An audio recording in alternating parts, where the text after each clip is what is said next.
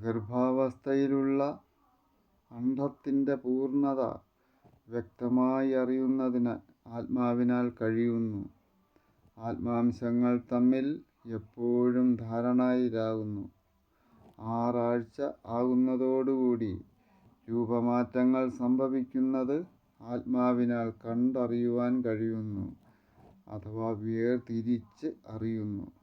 ജീവൻ്റെ വളർച്ചാവേളയത്രയും ആത്മാവ് മുൻകൂട്ടി കാണുന്നു.